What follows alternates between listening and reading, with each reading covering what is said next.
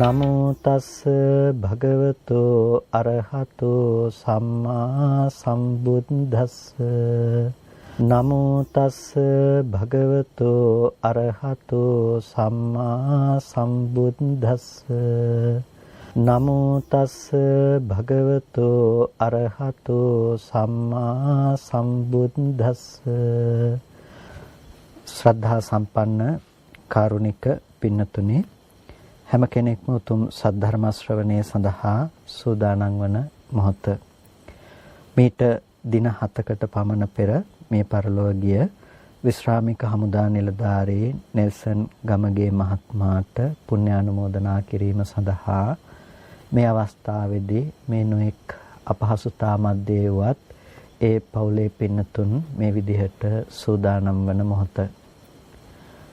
පින්නතුනි, අපේ මනුස්ස ජීවිතයේ ස්වභාවය ඕනෑම මොහොතක නැති වී යන්නට පුළුවන් ස්වභාවය. ව්‍යාධි ධම්මෝම්හි ව්‍යාධි ධම්මං අනතීතෝති ගහට්ටේනවා පබ්බජිතේනවා අබින්හම් පච්චවෙක්කිතබ්බං කියලා භාග්‍යතුන් වහන්සේ දේශනා කරන්නට යෙදුනේ.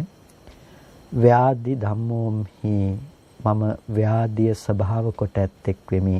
ව්‍යාධි ධම්මං අනතීතෝති, ව්‍යාධි ධර්මය නොයික්ම වූ බව ඇත්තෙක් මේ කියලා ගහට්ටේනවා පබ්බජිතේනවා ගිහියන් විසින් සහ පැවිද්දන් විසින් අබින්හං පච්චවෙක්කිතබ්බං නිරන්තරයෙන්ම ප්‍රත්‍යවේක්ෂා කළ යුතුයි කියලා.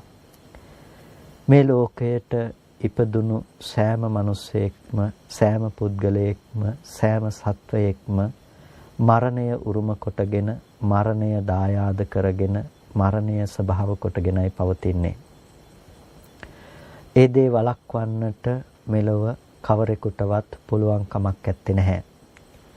ඒ මරණය ස්වභාව කොට පවතින සත්වයාට බුදුරජාණන් වහන්සේ නමක් මේ ලෝකේ පහළ වෙලා ඒ මරණ දුක නැති කරන ක්‍රමය පිළිබඳව, මරණ ධර්මය දුරු කරන මාවත පිළිබඳව අපට දේශනා කරන්නට යෙදෙන්නේ.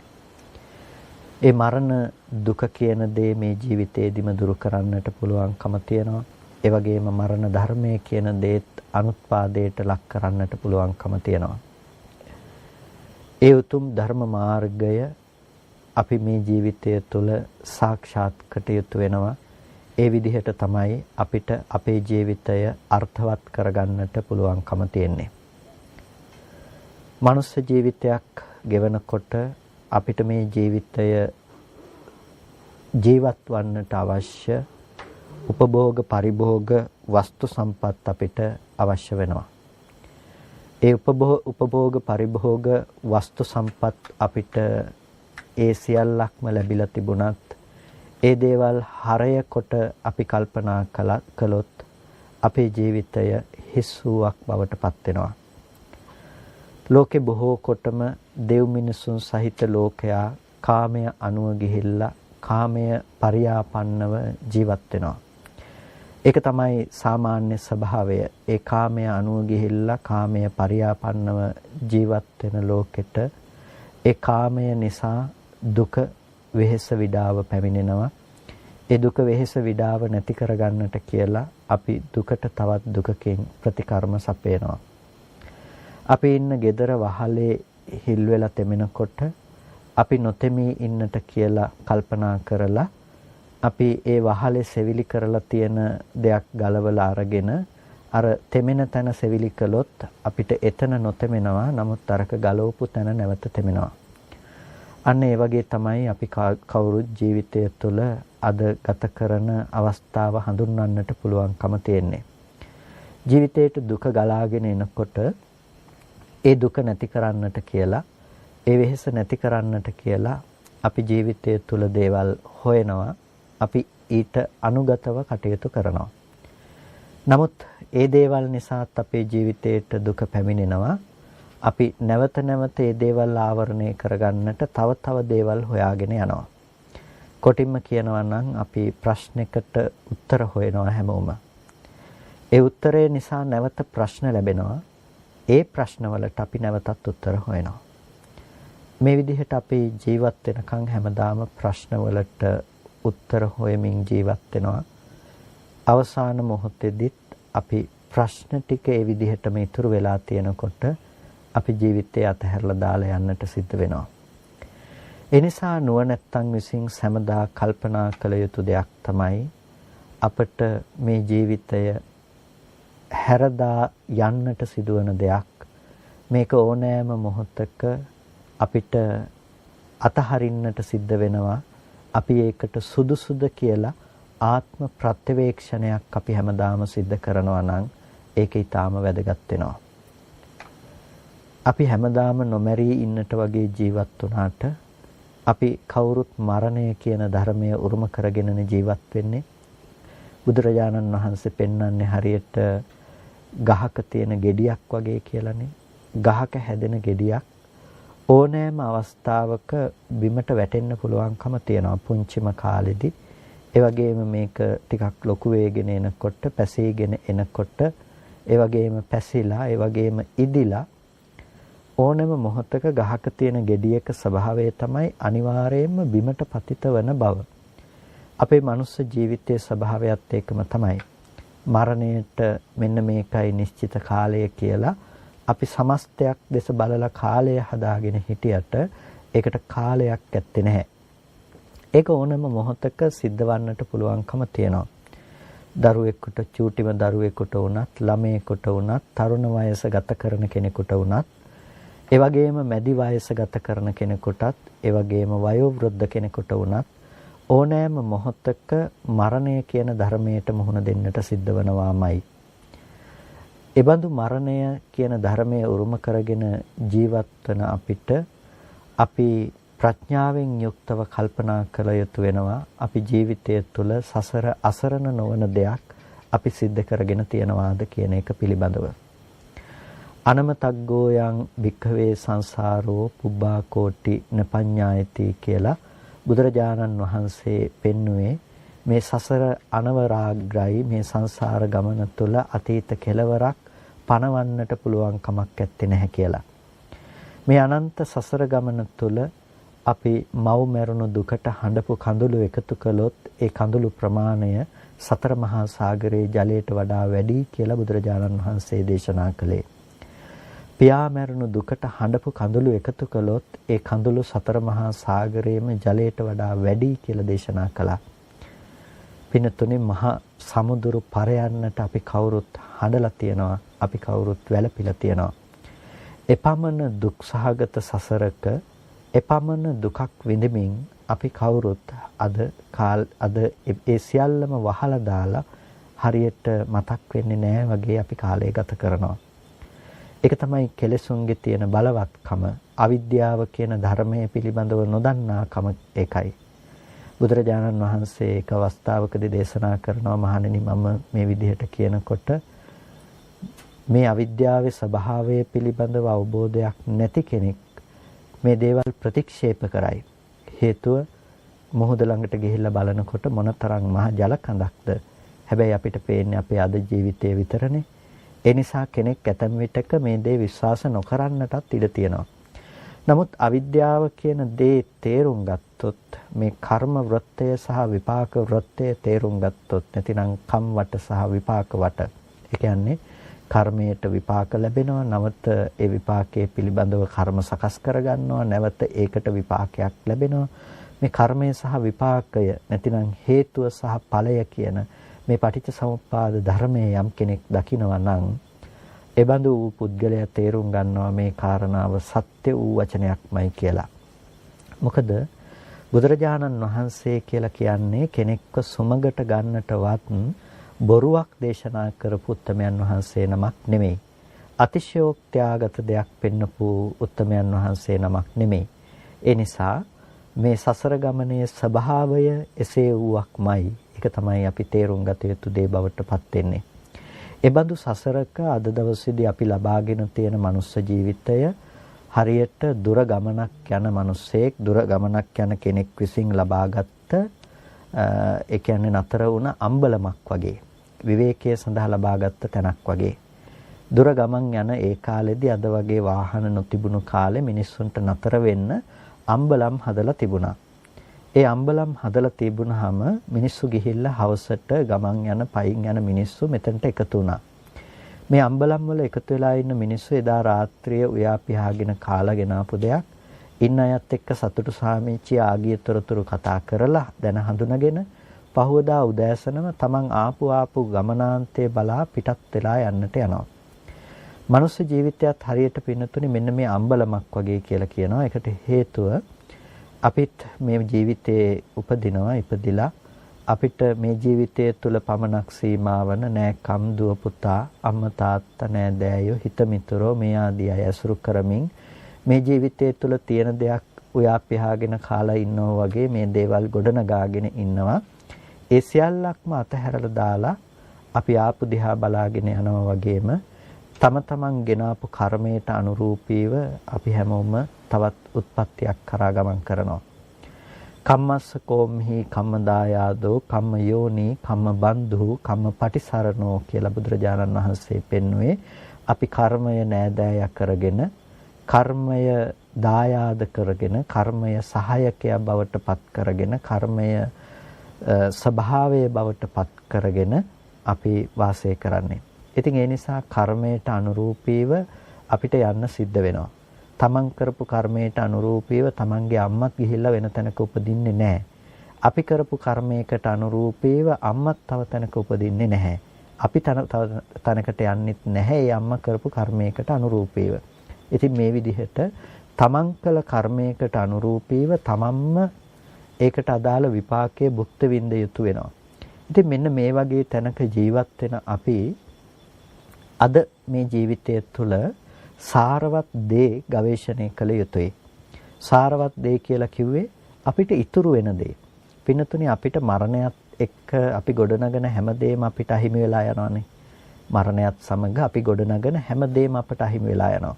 ඔබ මොනතරම් උගත්කමක් එකතු කළත් උගත්කම ඔබට අහිමි වෙනවා මරණයත් එක්ක. ඔබ මොනතරම් වර්ණ සම්පත්තියක් එකතු කරගෙන හිටියත් වර්ණ සම්පත්තිය ඔබට අහිමි වෙනවා. ඒ වගේම ඔබ මොනතරම් ධනයක් එකතු කරගෙන හිටියත් ඒ ධනය ඔබට මරණයත් සමග අහිමි වෙනවා.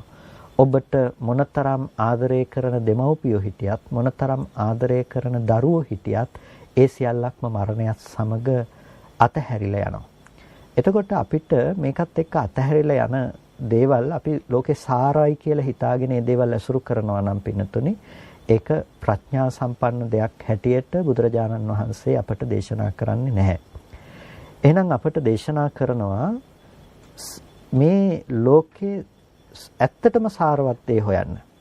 ඔය අසාරවත් දේ සාරවත් කියලා හිතන මොඩකම ටිකකට පැත්තකින් තියලා අර తాවකාලිකව අහිමි වෙලා යන දේවල් පිළිබඳව ඒව පසුපස්සේ ඕනමට වඩා පන්නගෙන යන්න එපා. ඔබ සාරවත් දේ ගවේෂණය කරන්න කියලා. ඒ සාරවත් දේ අපි ගවේෂණය කරනකොට අපිට ලැබෙනවා කොමක්ද?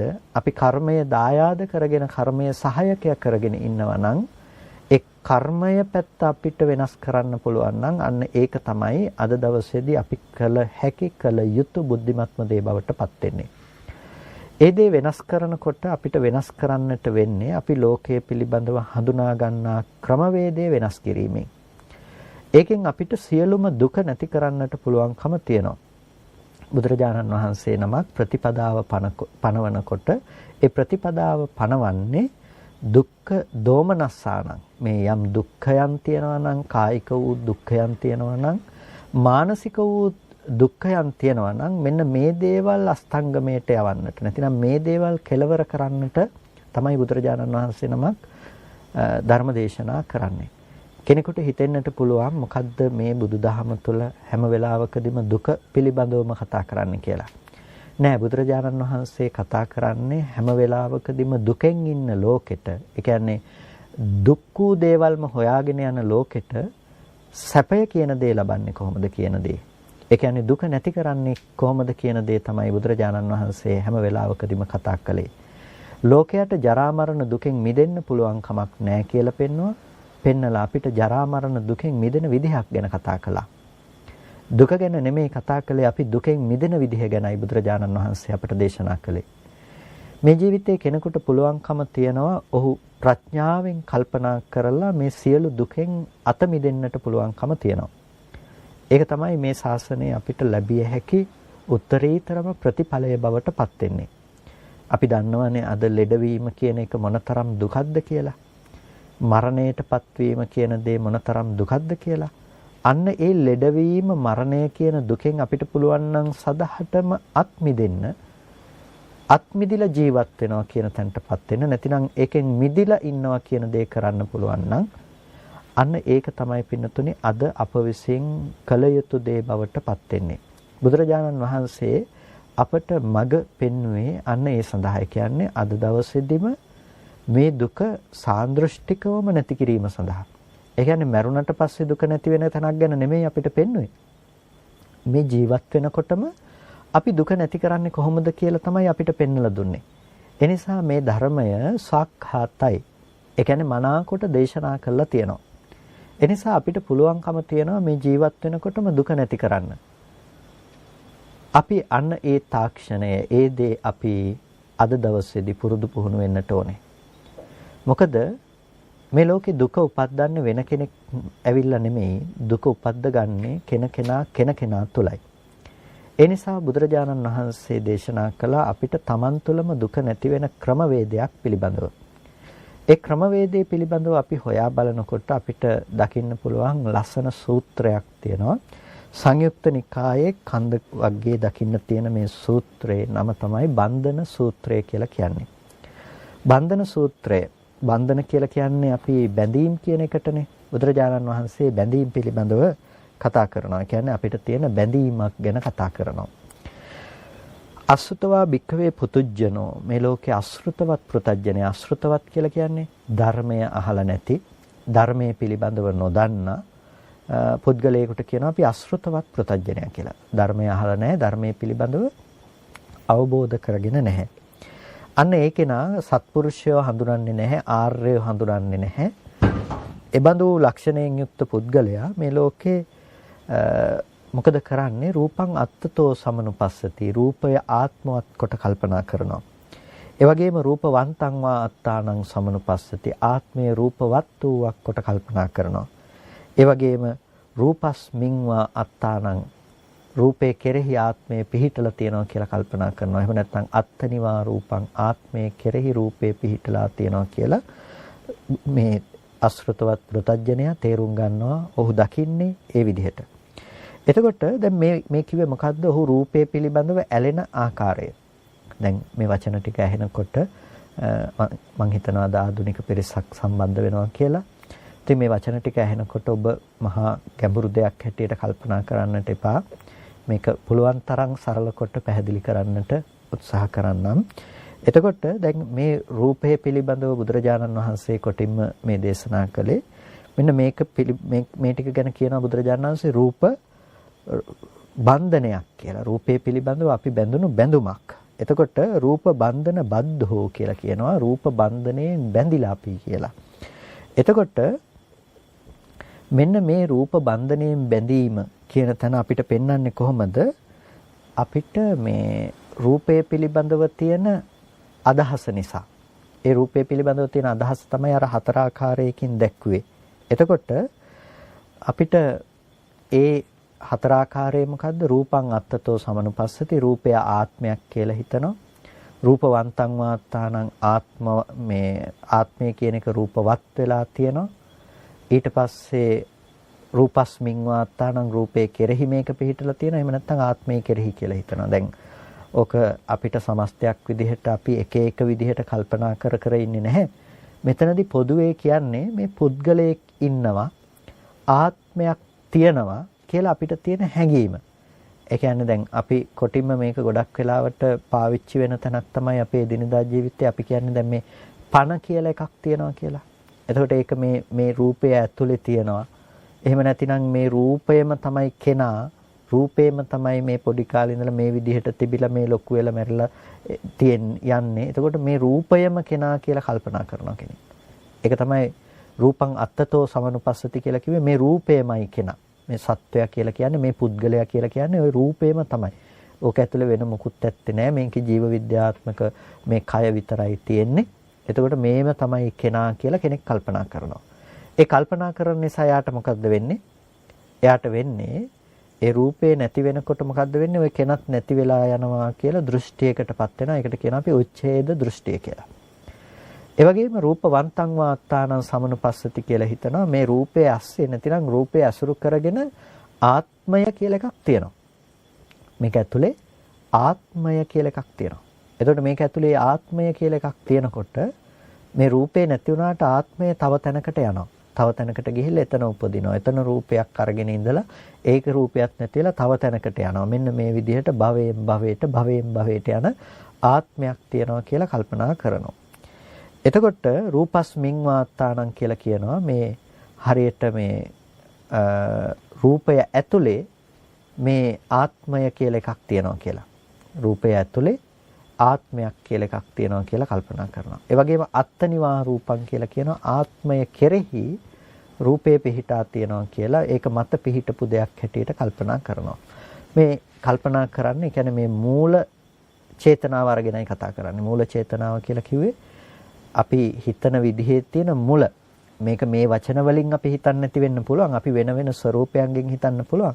අපි මේ සත්වයක් ඉන්නවා ආත්මයක් තියෙනවා කියලා අපිට තියෙන දැකීම ගැන තමයි කොටින්ම මේ විග්‍රහ කරලා දෙන්නේ. එතකොට අන්න ඒ විදිහට ජීවත් වෙන කෙනාට මොකද්ද කිව්වේ? රූප බන්ධන බද්ධෝ කියලා. රූප බන්ධනයන්ගෙන් බැඳිලා ඒ පුද්ගලයා. එතකොට මෙතනදී කියනවා ඒ කෙනාට දැන් නිකම්ම නෙමෙයි එයා මේ අභ්‍යන්තර බාහිර කියන මේ බන්ධනයන්ගෙන් බැඳිලා ජීවත් වෙන වාසය කරන කෙනෙක්. එතකොට අතිරදස්සී අපාරදස්සී කියලා කියනවා.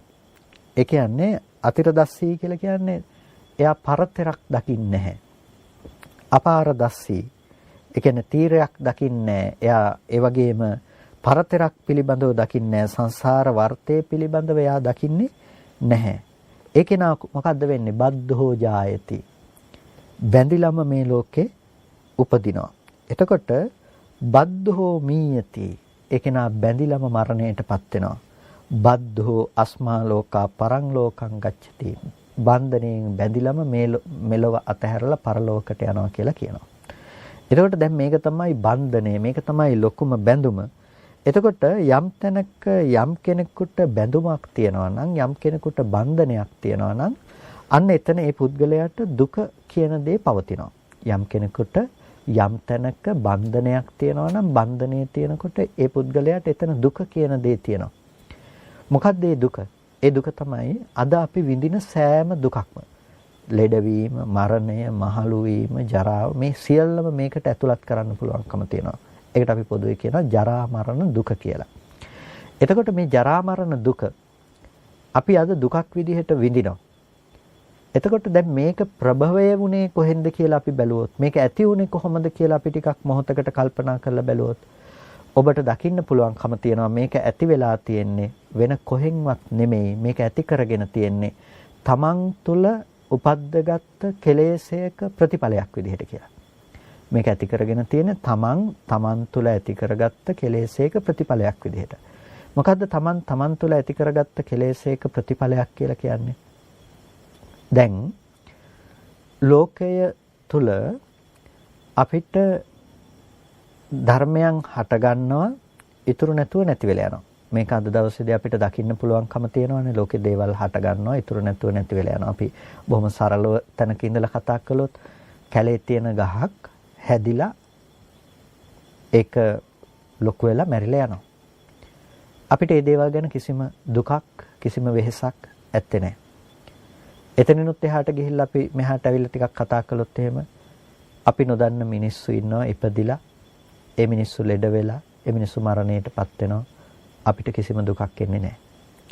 අපි අපේ ජීවිතයේ දිහා හැරලා බැලුවොත් මේක අද දවසේදී අපිට ප්‍රායෝගිකව දකින්න පුළුවන්කම තියෙනවානේ මේ රෝගයත් එක්ක මිනිස්සු අපි නොදන්න මිනිස්සු ගොඩාක් එක දවසකට ලෙඩ වෙනවා මරණයටපත් වෙනවා. හැබැයි අපිට මේ දේවල් නිසා ජීවිතේට දුක එන්නේ නැහැ.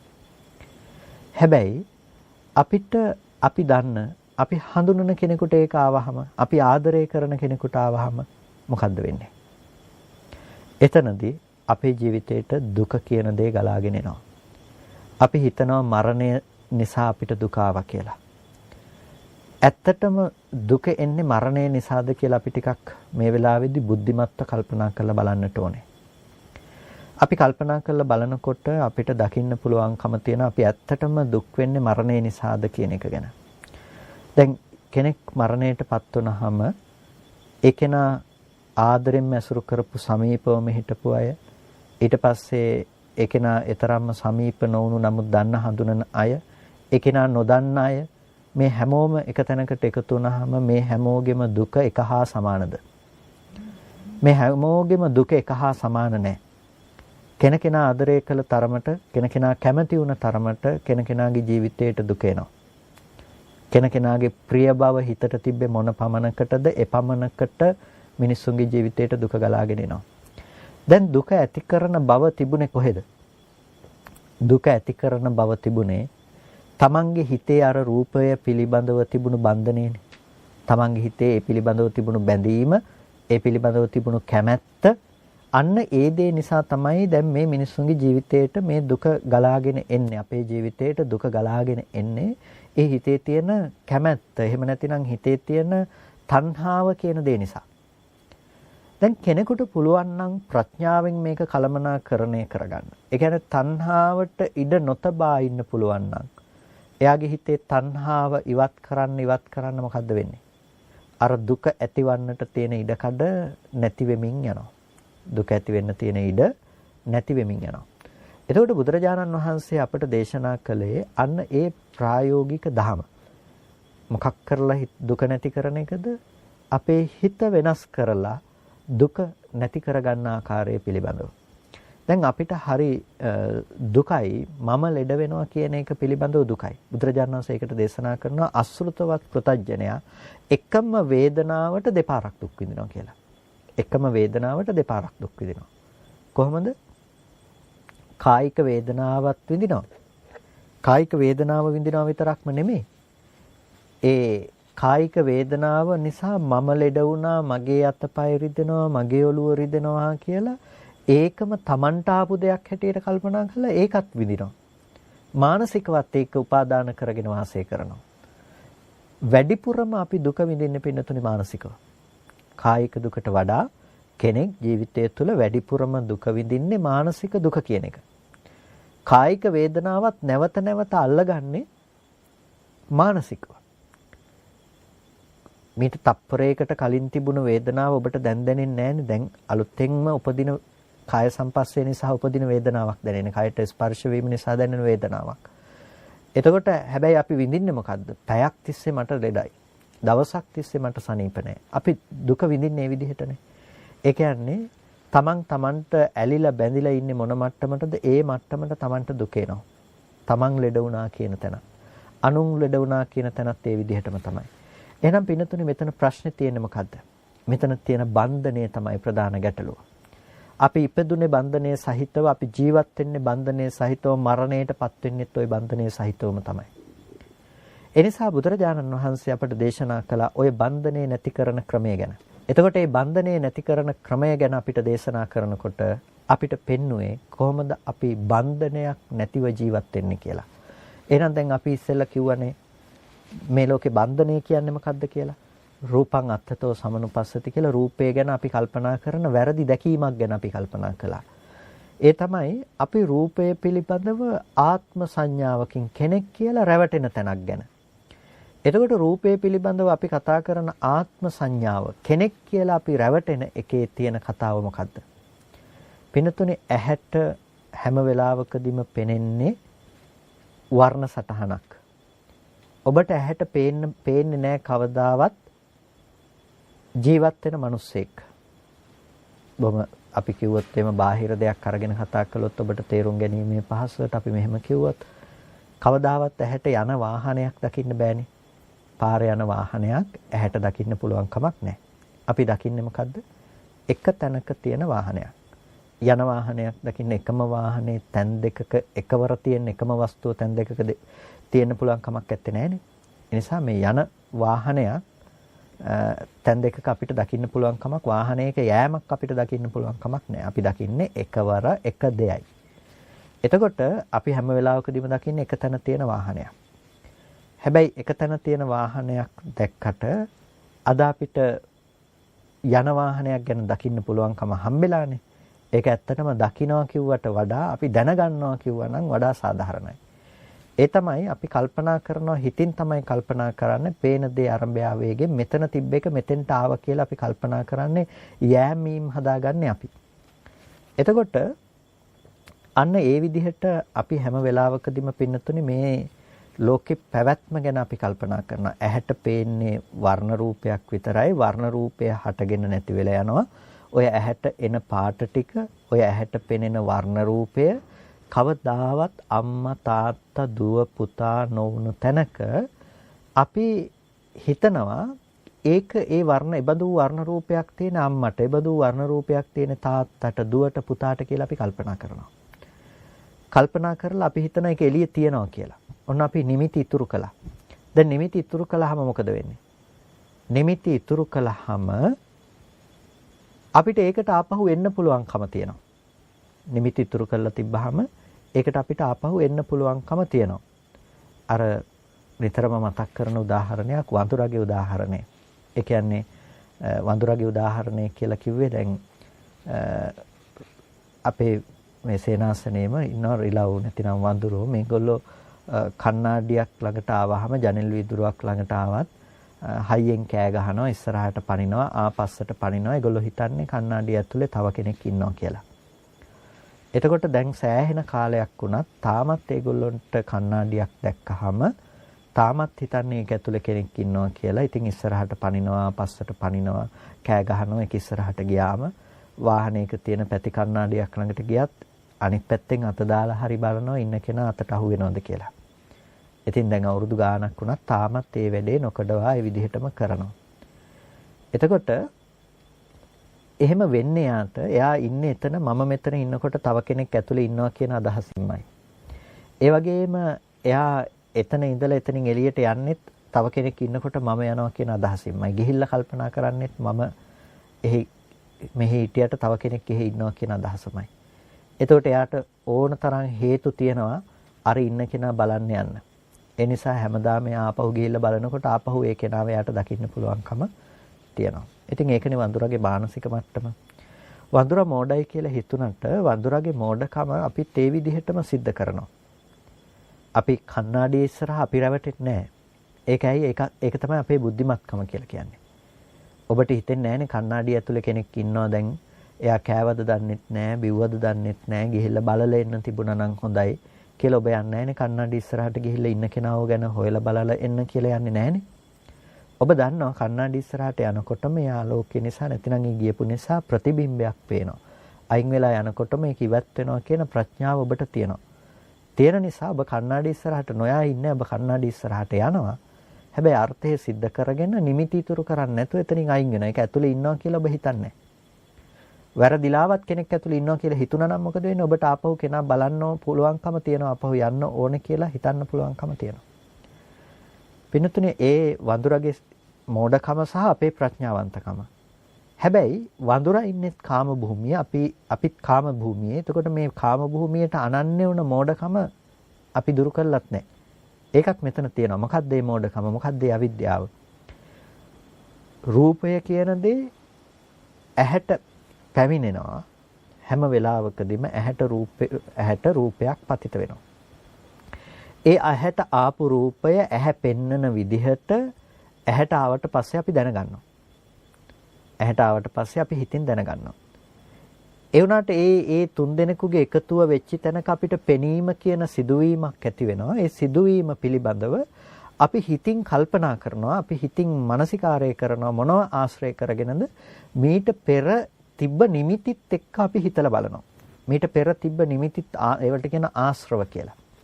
ඒකට ඒ ආශ්‍රවත් එක්ක අපි පුරුදු කරලා බලනකොට මොකද්ද හිතෙන්නේ අපිට? අපි හිතනවා අර එළියේ තිබුණේ අම්මා නැතිනම් එළියේ ඉන්නේ තාත්තා, එළියේ ඉන්නේ දරුවා කියලා අපි කල්පනා කරන අර දැනගන්න විදිහ අනුව. එතකොට දැන් ඒක නිර්මාණය කළේ මොකද්ද?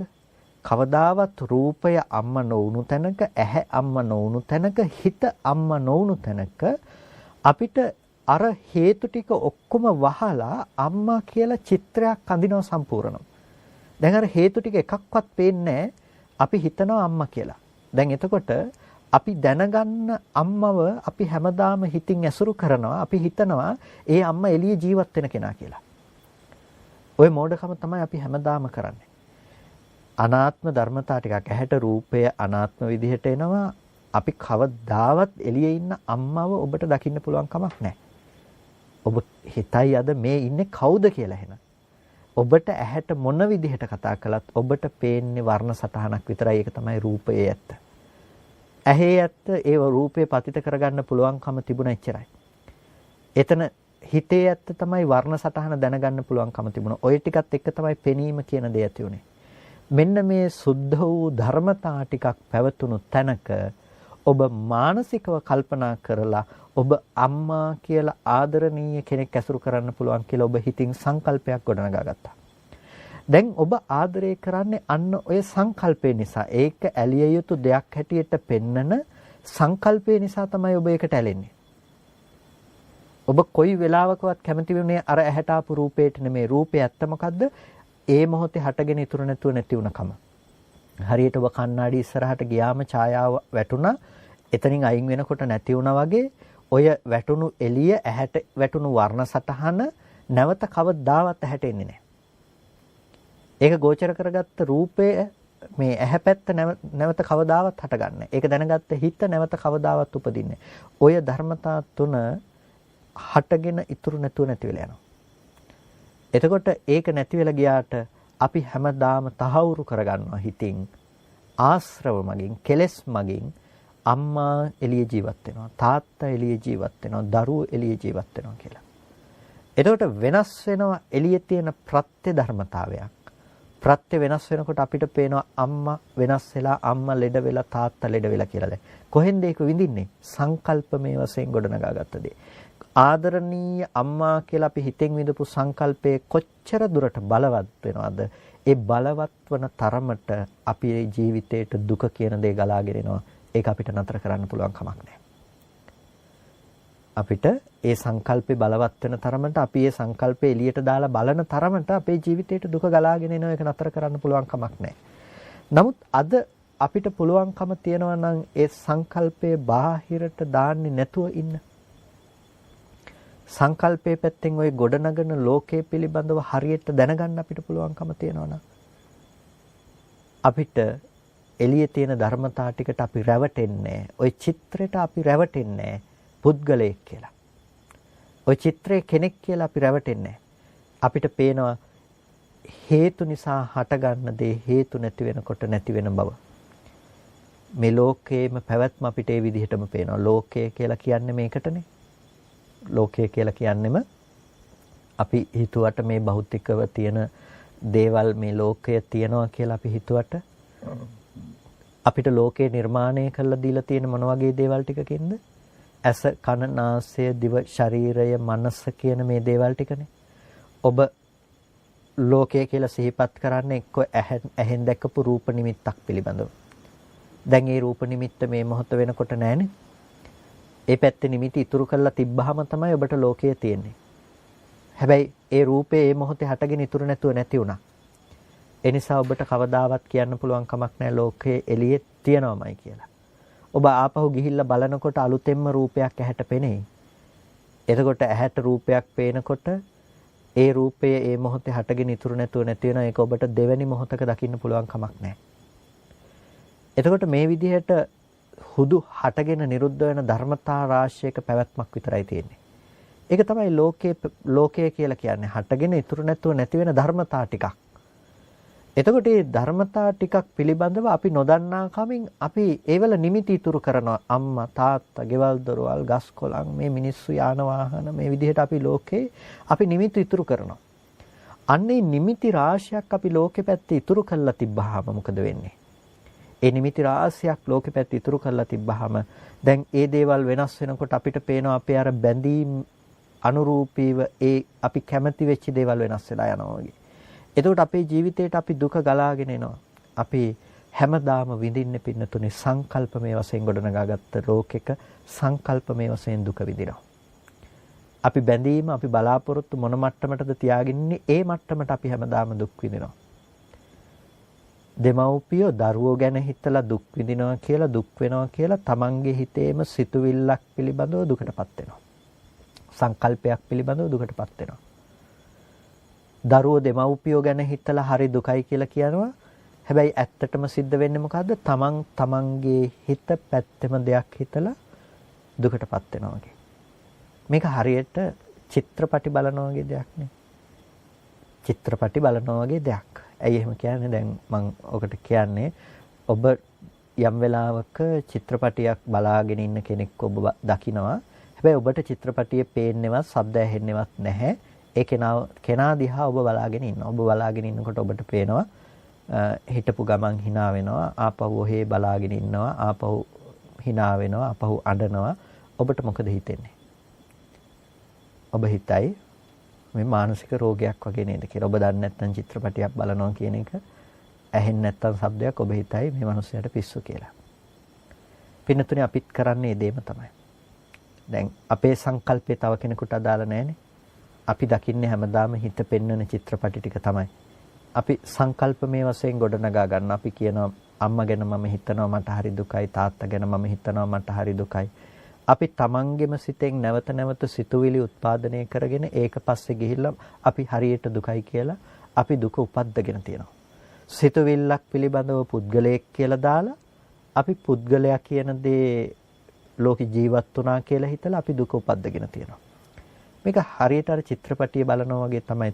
තමන්ගෙම හිතින් පෙන්වන චිත්‍රපටිය දිහා බලාගෙන තමන්ම දුක් වෙනවා. තමන්ම සතුට වෙනවා. තමන්ම ඔහේ බලාගෙන ඉන්නවා. මේ ලෝකේ හරි අසරණයි පින්නතුනේ. එක රාමුවකට විතරක් කොටු වෙලා, එක තැනකට විතරක් කොටු වෙලා. තමන්ගේ රාමුව ඇස්සේ තමන් ජීවත් වෙනවා. තමන් ඉන්නේ ඒ කොටුව ඇතුලේ, ඒ රාමුව ඇතුලේ විතරයි. එතනින් එහාට උන්ට පරතරක් හොයන්න පුළුවන් කමක් ලැබිලා නැහැ. ඒ නිසා ඔවුන්ට ඒ පරතරක් හොයන්නට බැරිකම නිසාම ඔවුන් දුක කියන දේ උරුම කරගන්නවා හැමදාම.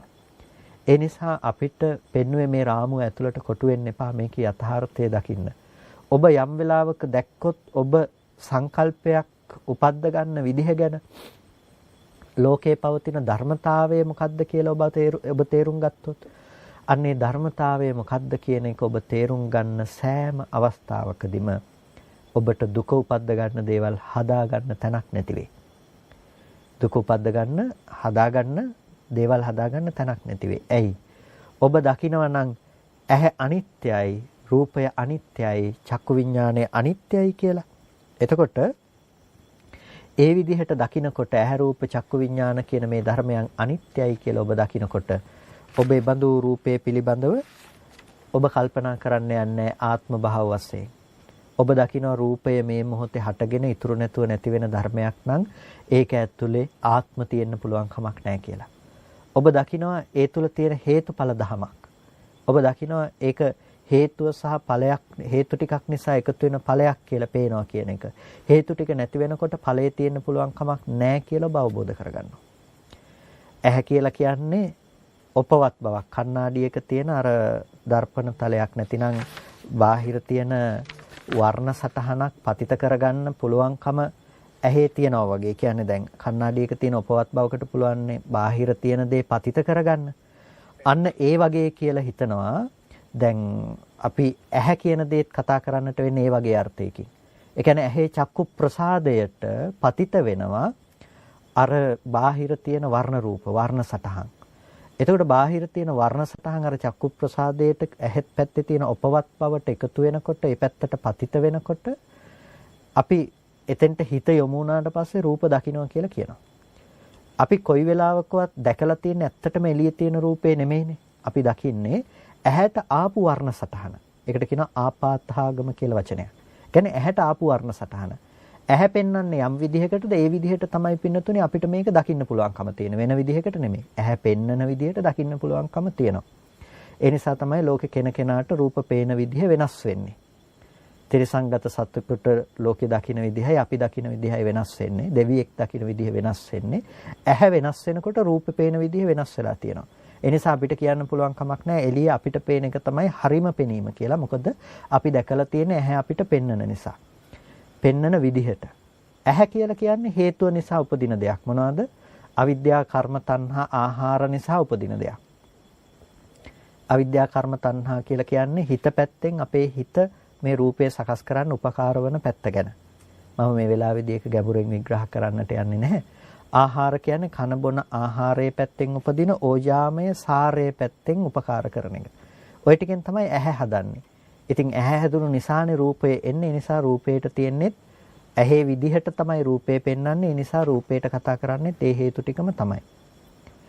එතකොට ඒ ටිකට ඒ ඇහැට අනුරූපව තමයි එතන තමයි හිත හටගන්නේ නැතිනම් වස්තුව බවට පත් කරගන්නේ අර රූපය දැනගන්නවා. ඔන්න ඔය තුන් දෙනා එකතු වෙච්ච තැනක අපි කියනවා පෙනීම කියලා. දැන් ওই පෙනීම කියන ප්‍රතිඵලය අපිට පුළුවන් කමක් නැහැ හේතුව පැත්තට දාන්න. අපිට පුළුවන් කමක් නැහැ හේතුව පැත්තට දාන්න. හේතුව පැත්තට කියලා කියන්නේ අර රූපේ පෙනුනේ කියලා අපිට එළියට දාන්න පුළුවන් කමක් නැහැ. එළියේ තියෙන රූපේ පේන්නේ කියලා. එළියේ තියෙන රූපේ නෙමෙයි ඔබ ඇත්තටම දකින්නේ ඔබේ ඇහැ පෙන්නලා දෙන විදිහට තමයි ඔබ දැකලා තියෙන්නේ. එතකොට ඇහැට ඒ රූපය පෙන්නන ඇහත් ඒ ප්‍රසාදය කියන දේ ඒ මොහොතේම බිඳිලා යනවා. ඒ හිතත් ඒ මොහොතේ හටගෙන නැති වෙලා යනවා. එතකොට මේ ධර්මතා ටික හටගෙන ඉතුරු නැතුව වැය වුණු තැනක අපි හැමදාම අම්මා තාත්තා ආදී දේවල් තියනවා කියලා මානසික වශයෙන් අපි ඒ පැත්තට නැඹුරු වෙලා ජීවත් වෙනවා. නිමිති ඉතුරු කරනවා තියනවා කියලා හිතාගත්ත සංකල්ප ලෝක හදනවා. එතකොට අපි වාසය කරන්නේ අන්න ඒ වගේ සංකල්පනා තුළ. අන්න ඒකට කියනවා කාම ආශ්‍රව කියලා. ඒකට කියනවා කාම සංකල්පනා කියලා. එතකොට අපි වාසය කරන්නේ අන්න ඒ විදිහේ රූප, ශබ්ද, ගන්ධ, රස, ස්පර්ශ සහිත ලෝකයක. හැබැයි ධර්මතාවය තමයි හටගත්ත ධර්මය ඉතුරු නැතුව නැති වෙලා යනකම. එතකොට දැන් අපිට යම් මොහොතක දකින්න පුළුවන් නම් මේ හටගත්ත ධර්මය ඉතුරු නැතුව නැති වී යන ස්වභාවය තේරුම් ගන්න පුළුවන් නම් මොකද වෙන්නේ? අපිට ඒ තැනක අපි කවදාවත් අර රූපෙට අම්මා තාත්තා දරුවා කියන්නේ නැහනේ. අපි කවදාවත් ඒ ඇහැට අම්මා තාත්තා දරුවා කියන්නේ නැහනේ.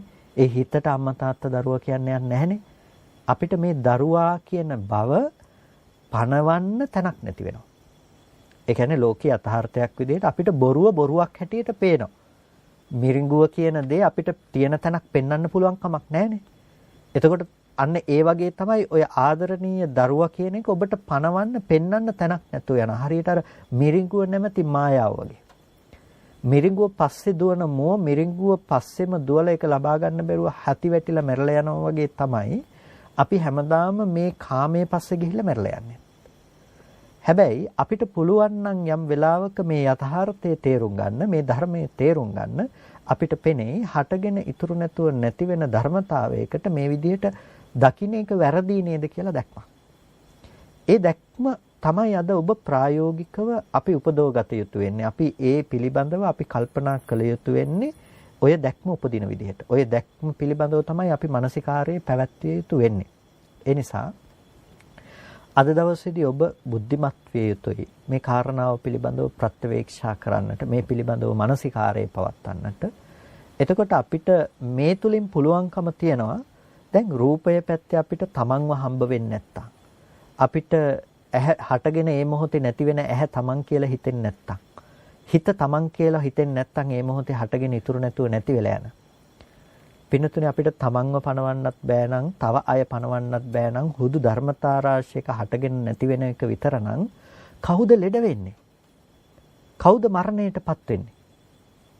කෙනෙක් හිටියොත් තමයි ලෙඩවීමේ දුක විඳින්න පුළුවන්කම තියෙන්නේ. කෙනෙක් හිටියොත් තමයි මරණයටපත් වීමේ දුක විඳින්න පුළුවන්කම තියෙන්නේ. දැන් ලෙඩ වෙන්න කෙනෙක් නැති වෙලා ධර්මතා ටිකක පැවැත්මක්. මරණයටපත් වෙන්න කෙනෙක් නැති වෙලා ධර්මතා ටිකක පැවැත්මක් විතරක් හම්බෙලා. මේ ලෝකේ බැනුම් අහන්න පුද්ගලයෝ නැති වෙලා, බනින්න කට්ටිය නැති වෙලා, ධර්මතා ටිකක පැවැත්මක් විතරක් එයා අත්දකලා. ඒකෙන් කියන්නේ බය වෙන්න එපා මේ අම්මා, මේ තාත්තා, මේ දුව, මේ පුතා කියලා මේ අඳුර ගන්න බැරුව යනවා කියන දේ තේරෙන්නේ නැතුව යනවා වගේ දෙයක් ගැන නෙමෙයි මේ කතා කරන්නේ. ප්‍රශ්නේ තියෙන්නේ රූපයක් දැක්කහම අම්මා කියලා දැනගන්න එකේ නෙමෙයි. දැනගන්න දේ දැනගැනීමක් හැටියට නොදන්න මෝඩකමේ ප්‍රශ්නේ තියෙන්නේ. දැනගන්න දේ දැනගැනීම මාත්‍රයක් විදියට නොදන්න කම නිසා අපි දැනගන්න දේ පිළිබඳව කල්පනා කරනවා දකින්න දේ කියලා. දැනගන්න පැත්ත අපි දානවා එළිය පැත්තේ. මේ පේන්නේ රූපේ පැත්තේ මේ දැනගන්න දේ තියෙන කියලා. ඔබ කවදාවත් ආදරණීය අම්මව ඇහැට දැකලා නැහැ. දකින්න පුළුවන් කමකුත් නැහැ. මොකද රූපය අම්මා නොවුන නිසා. ඒ නිසා බුදුරජාණන් වහන්සේ අපට දේශනා කළේ මෙන්න මේ වගේ වැරදි තැනක ජීවත් වෙන අපිට වැරදි තැනක දුක උපද්ද ගන්න අපිට දුක නැති කරන්න ඕනේ නම් හරි නිවැරදි දර්ශනයක් උපද්ද ගන්න. ඒ දර්ශනය සඳහා උත්සාහවත් වෙන ඔබේ ජීවිතේ කවදාවත් හිස් දෙයක් බවට පත් වෙන්නේ නැහැ. ඔබට මේ පිළිබඳව මානසිකාරය කරන සෑම අවස්ථාවකම ඔබට සැනසීමක් දැනේ. ඔබේ ජීවිතේට දුක එන පැත්ත ඔබට වැහෙන බව තියෙයි. නිකන් ඔබ වැඩි දුරක යන්න ඕනේ නැහැ. ඔබ ටිකක් හිත ඔබේ පැත්තට නැඹුරු කරලා ඔබ තමන් පිළිබඳව ටිකක් කල්පනා කරලා බලන්නකෝ. තමන් පිළිබඳව කල්පනා කරලා බලනකොට ඔබම හිතලා බලන්නකෝ ඇයි මම මගේ හිත ගැන හිත මෙච්චර දුක් වෙන්නේ කියලා. ඔබට දුකක් ඇති වෙන ඕනම වෙලාවක ඔබ හිතන්නකෝ ඇයි මම මගේ හිත ගැන හිත මෙච්චර දුක් වෙන්නේ කියන තැනට ඔබ මනස පවත්තන්න. ඔබට දුක නැති වෙන දේ ඔබට අත්දකින්න පුළුවන්කම ලැබේ. හැබැයි ඔබ ඒක බාහිරට දාලා බලන්න මේ කෙනාමයි නැති වෙන්නේ කියලා. එතකොට ඔබට පෙනේ ඔබේ ජීවිතයට දුක ගලාගෙන එන විදිහ. අර කෙනයි බැන්නේ කියලා බලන්න ඔබට දුක සහ තරහ ඇති වෙන විදිහ ඔබට දකින්න පුළුවන් වෙයි. හැබැයි ඔබ බලන්න ඇයි මම මගේ හිත පිළිබඳව හිත මේ තරහ ගන්නෙ. මම මේ තරහ ගන්නෙ මගේ හිත ගැනමනේ. මම දුක ඇති කරගන්නේ මේ මගේ හිත පිළිබඳවමනේ. නැතිනම් සංකල්පයක් උපද්දවලනේ කියලා ඔබ දකින්න මේ පැත්ත ගැන. එතකොට දකින්නකොට ඔබට ඒක නැති වෙන විදිහ පෙනේ. මේ සරලවම මේක ප්‍රායෝගික බව දකින්න ඔබට කියපු කාරණයක්. එනිසා මේ දේ ප්‍රත්‍යක්ෂ කරගත්තොත් පින්නතුනි මොනතරම් සැනසීමක් තියෙද? දැන් මේ කියන්නේ ඔබ ශ්‍රවණය තුලින් ලබා ගන්න අනුමාන ඥානයක් නෙවෙයි ලබන්නේ. නමුත් ඔබට පුළුවන්කම ලැබුණා නම් ප්‍රත්‍යක්ෂ ඥානයකින් මේක ජීවිතේ බවට පත් කරගන්න. ඔබ දකින දේ දකින මොහොතේම එළියේ තියනවා කියලා බාහිරට බඳින්න නැතුව ඔබ දකිනවා නම් දැකීම මාත්‍රයෙන් ඉවර වෙනකොට දැනගන්න දේ මේ පැත්තෙන් හටගෙන නැති වෙනවා කියලා. ඔබට මොනතරම් නිවීමක් තියෙයිද එතන? ඔබට දැන් අපි කියවනේ මේකේ උපදින්නේ කවුද මැරෙන්නේ කවුද කියලා. එතකොට අපි කිව්වේ මොකද්ද? බද්ධෝ ජායති බද්ධෝ මීයති බද්ධෝ අස්මා ලෝකා පරං ලෝකං ගච්ඡති. බැඳිලා තමයි යන්නේ. අර රූපෙත් එක්ක බැඳිලා තමයි ලෝකේ තව තැනකට යන්නේ. ඉපදෙන්නේ බැඳිලා, ජීවත් වෙන්නේ බැඳිලා, මැරෙන්නේ බැඳිලා. දැන් අපිට බැඳෙන්න තැනක් නැහැනේ. හේතු ඵල ධමයක් අපි දකිනවා නම් අපිට බැඳෙන්න තැනක් නැති වෙනකොට මැරෙන්න කෙනෙක් හෝ තව තැනකට යන්න කෙනෙක් කියලා තැනක් හම්බ වෙන්නේ නැහැනේ. යන්න තැනක් හම්බ වෙන්නේ නැහැනේ. එතකොට මෙන්න මේකට කියනවා විමුක්තිය කියලා. ජීවත් වෙනකොටම ඔබට පුළුවන්කම තියනවා පින්නතුනි මිදිලා වාසය කරන්න. ඒ නිසා මේක ඊටාම ප්‍රායෝගික දහමක්. මේ ප්‍රායෝගික දහම තුළ ඔබ මේ ඔබේ මනස මෙහෙවන්න උත්සාහවත් වෙන්න.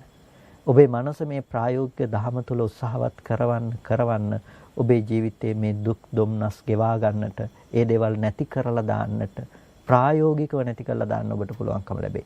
යටපත් කරන්න නෙමෙයි, වෙන හේතු දාලා ඒ වගේ වහලා දාන්න නෙමෙයි, ප්‍රායෝගිකව ඔබට මේ දේවල් නැති කරන්න පුළුවන් වෙයි. අද ලෙඩ වෙනකොට අපිට ලෙඩ හොඳ වුණත් කවදා හරි ආපහු ලෙඩ වීමට මුහුණ දෙන්න සිද්ධ වෙනවා. අද නොමරුණත් අපිට මරණයට කවදා හරි මුහුණ දෙන්න සිද්ධ වෙනවා. හැබැයි අපි මේ ධර්මය අවබෝධ කරගත්තොත් අපිට මැරෙන්න හෝ ලෙඩ වෙන්න කෙනෙක් හම්බ වෙන්නේ නැති නිසා ජීවත් වෙනකොටම ජරා මරණ දුකෙන් මිදලා ජීවත් වෙන්න පුළුවන්කම තියෙනවා. ඒ නිසා ඔබ අද දවසේදී ප්‍රඥාවන්ත වුණොත් මේ දුක අද ඔබට කෙලවරක් කරන්න පුළුවන්කම තියෙනවා. ඔබ අප්‍රමාදී විය යුත්තේ එතනට යන්න. ඉතින් කෙනෙකුට එකපාර බැරි වෙයි මේ කියන කාරණාව ගෝචර කරගන්න. මේ කියන කාරණාව එකපාර ඔබට බැරි වෙයි ග්‍රහණය කරගන්න. නමුත් ඔබට පුළුවන් නම් මේක ප්‍රායෝගිකව ටිකක් පාවිච්චි කරන පැත්තට ඔබේ මනස යොමු කරන්න. එදිනෙදා ජීවිතය තුළ වැඩි අවශ්‍ය නැහැ. ඔබට පුළුවන් නම් අරමුණු පහක් ඔබට හිතට දැනෙන අරමුණු පහක් පිළිබඳව ඔබ හොඳට නුවණින් දකින්න. ඔබ ලෝකේ ඒ පිළිබඳව ඇලීම බැඳීම ඇති කරගන්න තැන තියෙන යථාර්ථ ධර්මය ඔබට ප්‍රත්‍යවේක්ෂා කරන්න පුළුවන් නම් මේ ඇහැ රූපාදී ධර්මය හටගෙන ඉතුරු නැතුව නැති වුණු තැනක තමන් තුළ මේ ලෝකේ නිර්මාණය කරගන්න තැන පේනකන් ඒ අරමුණක් දකින්න. උදාහරණයක් ඇටියට දරුවා කියන ඔබට හිතෙන තැන ඔබ අරගෙන බලන්න හොඳට මානසිකාරය කළ වෙලාව අරගෙන ඔබ හොඳට මානසිකාරය කරලා බලන්න ඇහැට රූපය හටගෙන ඉතුරු නැතුව නැති වෙනකොට ඇහැ හටගෙන ඉතුරු නැතුව නැති වෙනවා. ඒත් එක්ක හිත හටගෙන ඉතුරු නැතුව නැති වෙනකොට අපි හිතෙන් කෙලස් ටික එකතු කරලා හැටි. එතකොට මේ කෙලස් ටික එකතු කරන්නේ අපි අර ධර්මතාව ටික හටගෙන ඉතුරු නැතුව නැති වුණු තැනක. එතකොට මේ ධර්මතා ටික දරුවා නොවුණු තැනක කවදාවත් දරුවා නොදැක්ක තැනක දරුවව විඳින මානසික මට්ටම ගැන ඔබ දකින්න පුරුදු වෙන්න. අවස්ථා 5ක ඔබ මේක මෙනෙහි කරන්න පටන් ගත්තොත් ඔබට ඒක තුලම දකින්න පුළුවන්කම තියෙයි මේකේ පූර්වාපර විශේෂණයක්. ඒ කියන්නේ කලින් හිටපු පුද්ගල බව ඔබට වෙනස් වෙලා යන බව ඔබට දකින්න පුළුවන් වෙයි. බහුලීකృత කිරීමෙන් ඔබට ලැබෙන විපාකය, ලැබෙන ආනිසංසය ගැන මොන කතාවක්ද? ඒ නිසා මේක ටිකක් ඔබ භාවිත කරන්න. ඒකත් එක්කම ඔබ ඔබේ ජීවිතය අප්‍රමාදී වීම පිණිස ඔබ තවත් කුසල ධර්මයන්හි නිරත වෙන්න. නිරන්තරයෙන්ම යහපත් මානසිකාරයන් තුළ හිත තියන්න, ලෝකේ අසාර දේවල් පස්සෙම පන්නගෙන යන්නේ නැතුව. ඒ වගේම ඔබ හිතට තවත් සමත භාවනාවක් පුරුදු කරන්න. හිතට බුද්ධානුස්සතිය, බුදුරජාණන් වහන්සේ ගැන බුදු ගුණ සජ්ජායනාවක් හිතින් නැවත නැවත සිද්ධ කරන්න. හිතට නැවත නැවත ඒ වගේ දෙයක් පුරුදු කරන්න. මෛත්‍රී භාවනාවක් වඩන්න, චිත්ත ඒකාග්‍රතාවයේ ගොඩනගා ගන්න. ඒ මානසික මට්ටම ඊටාම වැදගත් මෙතනට යන්න. ඊට පස්සේ කායානුපස්සනාදී සතර සතිපට්ඨානයක හිත දියුණු කරන්න, හිත වඩන්න. ඒක ඊටාම වැදගත් අර කියන ලෝකෝත්තර දර්ශනයේ ළඟට ඔබට ක්‍රමක්‍රමයෙන් හිත ගන්න. මොකද කෙලෙස් සහිත, කෙලෙස් බරින් මැඩුණු කෙනෙකුට කවදාවත් පුළුවන් කමක් නැහැ මේ යථාර්ථයේ තේරුම් ගන්න. ඒ නිසා කෙලෙස් අඩු වෙන තරමට තමයි ඔබට පුළුවන්කම ලැබෙන්නේ මේ යථාර්ථයේ තේරුම් ගන්න. ඒ නිසා ඔබේ හිත භාවිත කරන්න. හැබැයි ඔබට අද මේ ධර්මයේ ගැඹුරුයි වගේ තේරෙන්න පුළුවන්. අතහැර ගන්න එපා. ඔබ කොහේ ගියත් ඔබට ඔය ස්කන්ධ ධර්මතා ටික පිළිබඳව අවබෝධ කරගන්න වෙනවම තමයි. ඔබ ওই විදිහට රූපේ පිළිබඳව ඔබ ඇති කරගන්න ආත්ම සංකල්පනාව ඔබට ඉවත් කරන්න වෙනවම තමයි. ඔය කියපු විදිහට ඇහැට පෙනෙන රූප ගැන ඔබට ඔය විදර්ශනා නුවණ පවත්වන්න වෙනවම තමයි. ඔය හිත පිළිබඳව ඔබට විදර්ශනාව පවත්වන්න වෙනවම තමයි. ඒ නිසා අතහැර ගන්න එපා. ඒක කොහොම හරි තේරුම් ගන්න උත්සාහවත් වෙන්න. ඉතින් අද දවසේදී ආධුනිකවම ඇහුවනම් කෙනෙකුට මේක තේරුම් ගන්නට ටිකක් අපහසු වෙන්නත් පුළුවන්, ටිකක් ගැඹුරු කාරණා ඇතුළත් වෙන්න පුළුවන්. හැබැයි ඔබට මේක තේරුම් ගන්න අපහසු වුණා නම් ඔබ වඩාත් තවදුරටත් තේරුණ කෙනාට වැඩිය අප්‍රමාදී වෙන්න ඔබට මොකක්වත්ම තේරුනේ නැත්තම්. මෙච්චර බුද්ධ ශාසනයක් ලැබිලා, මනුස්ස ජීවිතයක් ලැබිලා, ඔබ නිස්කාරණ දේවල් වෙනුවෙන් මේ ජීවිතේ වැය කරනවා. ඔබට මෙච්චර අර්ථාන්විත දෙයක් තේරෙන්නේ නැත්නම් එහෙනම් ඔබ තමයි අප්‍රමාදී විය යුතුම කෙනා. කෙසේ හෝ තේරුම් ගන්නවා කියලා. ඒ නිසා මේක අතහැර ගන්න එපා. මේකත් එක්ක කොහොම හරි ඉඳලා මේ කියන කාරණාව හරියට තේරුම් ගන්න. නිවැරදිව අවබෝධ කරගන්න. ඒ සඳහා ඔබ අප්‍රමාදීව උත්සාහවත් වන්නට කියලා ඔබට බොහොම කල්යාණ මිත්‍ර භාවයෙන් සිහිපත් කරනවා. ඉතින් කල්පනා කරගන්න අද දවසේදී ඔබ සෑම සියලු දෙනාම මේ විදිහට සද්ධර්ම ශ්‍රවණය කරලා යෝනිසෝ මනසිකාරාදී පවත්තලා බොහොම වටිනා කුසලයක් සිද්ධ කරගන්නට යෙදුනේ. මේ සිද්ධ කරගත්ත මේ සියලුම කුසල ධර්මයන් අපි අනුමෝදන් කළ යුතු අයට අනුමෝදන් කරනවා. පළමුවෙන් අපට අර්ථයෙන් ධර්මයෙන් අනුශාසනා කළ අපේ ධර්මාචාර්ය අවසරයි මාංකඩවල සුදස්සන ස්වාමීන් වහන්සේට, අවසරයි මාංකඩවල නන්දරතන ස්වාමීන් වහන්සේට, ස්වාමීන් වහන්සේලා දෙනමටම උතුම් නිවනින් සැනසීම පිණිස මේ කුසලය හේතු පාරමිතාවක්ම වේවා කියලා ප්‍රාර්ථනා කරනවා. ඒ වගේම සියලුම කුසල ධර්මයන් අපි සියලු දෙවියන්ටත් අනුමෝදන් කරනවා. දෙවියෝ මේ පින් සතුටින් සාදුනාදයෙන් අනුමෝදන් වනු ලබත්වා. දෙවියන්ට උතුම් නිවනින් සැනසෙන්නට මේ කුසලය හේතු පාරමිතාවක්ම වේවා කියලා සාදු කියලා පින් අනුමෝදන් කරන්න. ඒ වගේම මේ සිද්ධ කරගත්ත සියලුම කුසල ධර්මයන් අපි විශේෂයෙන් අනුමෝදන් කරනවා. මිට දින 7කට පමණ පෙර මිය පරලොව යන්නට යෙදුණු විශ්‍රාමික හමුදා නිලධාරී නෙල්සන් ගමගේ ඒ පියතුමාණන්ට පුණ්‍යානුමෝදනා කරනවා. එතුමාව සිහිපත් කරගන්න අපි ජීවිතේ පුරාවට ඔබ අප සියලු දෙනා සිදු කරගත්තේ සියලු කුසල ධර්මයන්ුත් ධර්ම ශ්‍රවණය කිරීමෙන් සහ ධර්මදේශනා කිරීමෙන් සිද්ධ කරගත්තා වූ මේ සියලුම කුසල ධර්මයන්ුත් ඒ දින 7කට පෙර මිය පරලොව යන්නට යෙදුණු ඒ විශ්‍රාමික හමුදා නිලධාරී නෙල්සන් ගමගේ මහත්මයාට අපි අනුමෝදන් කරනවා. එතුමා ප්‍රධානව යම් කිසි තවත් ඥාතීන් පින් බලාපොරොත්තු වෙනවා නම් සෑම සියලු ඥාති වර්ගයාම මේ පින තමන් කළ පිනක් මෙන් සතුටින් සාදුනාදයෙන් අනුමෝදන් වෙත්වා. ඒ ඥාතීන් දුකක සිටිනන් දුකෙන් අත මිදේවා. සැපක සිටිනන් ඒ සැපතවත් වඩා වර්ධනය කරගනීවා. ඥාතීන්ටත් අමා මහ නිවනින් සැනසීම පිණිස මේ කුසලය හේතු පාරමිතාවක්ම වේවා කියලා සාදු කියලා ඒ ඥාතීන්ටත් හැමදෙනාම පින් අනුමෝදන් කරන්න. ඒ වගේම මේ සියලුම කුසල ධර්මයන් තුලිනුත් ඒ වගේම රත්නත්‍රය අනන්ත ගුණානුභාව බලයෙන්ුත් මේ සියලුම කුසල ධර්මයේ සියලුම සිද්ධ කරගත් කුසලානිසංස ධර්මයන්ගේ බලයෙන්ුත් ඒ පවුලේ මල්ලිකා ගමගේ ඒ බිරිඳ කල්හාර ගමගේ පුතණුවන් ජයමිනී ඉරේෂා එරන්ගා සඳනි අජිත් ප්‍රදීප් ආදී ඒ සියලුම දෙනාට අපි ආශිර්වාද කරනවා. ඒ හැම දිනාම මේ කාලය තුල ඒ අසනීප තත්වයෙන් පසුවන්නේ. ඉතින් ඒ පවුලේ සියලුම පින්වත් පිරිසට අපි මේ වෙලාවේදී ආශිර්වාද කරනවා. ඔබ සියලු දෙනාටම නිදුක් නිරෝගී සුවපත් බව චිරජීවනයේ සැලසේවා. කායික මානසික සැනසෙල්ල ලැබේවා. ජීවිතයට අපල උපද්‍රව ඇති වෙලා තියෙනවා නම් ඒ සියල්ලක්ම දුරින්ම දුරු වෙලා උතුම් නිවනින් සැනසෙන්න මේ කුසලය හේතු පාරමිතාවක්ම වේවා කියලා අපි ඔබ සියලු දෙනාටම ආශිර්වාද කරනවා. ඒ වගේම ධර්ම ශ්‍රවණය කළ ඔබ සෑම සියලු දෙනාටත් මේ උතුම් කුසලයේ බලයෙන් උතුම් නිවනින් සැනසීම පිණිසම හේතු පාරමිතාවක්ම වේවා. ඒ වගේම මෙය සංවිධානය කරන්නට අවශ්‍ය කටයුතු සිදු කරපු අපේ කසුන් මහත්මයාට අනුරාධ අක්කා ඇතුළු ඒ පින්වත් පිරිසටත් අපි ආශිර්වාද කරනවා. හැම දිනාටම කායික මානසික සුවපත් බව ලබාගෙන උතුම් නිවනින් සැනසෙන්නටම මේ සියලු කුසල ශක්තිය හේතු උපනිශ්‍රේම වේවා කියලා සාදු කියලා හැම දිනාම පින් අනුමෝදන් වන්න. හැම දිනාටම තෙරුවන් සරණයි.